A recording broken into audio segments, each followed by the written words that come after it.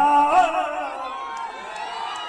Nirahua rickshaw वाला, Nirahua rickshaw वाला। और निरहुआ रिक्शा वाला की पहचान है जेना गरीब संग करे इंसाफ हो। हे भैया रही ले हम करे खिलाफ हो, तब चाहे जान जाए चाहे परान जाए, नहीं बढ़ल कदम पीछू वाला।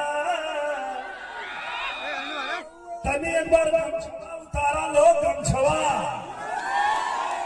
और हमारे साथ एक बार तनी गा के बतावा, निरहुआ रिक्शा वाला, निरहुआ रिक्शा वाला, निरहुआ रिक्शा वाला।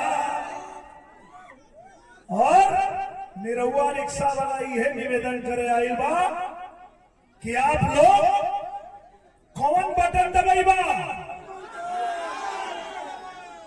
सीधे कमल का बटन दबाना है, एकदम नहीं भुलाना है। बूथ के ऊपर जाना है और कमल का बटन दबाना है। और हमारे डॉक्टर रणविजय कुमार को भारी मतों से विजयी बनाना है।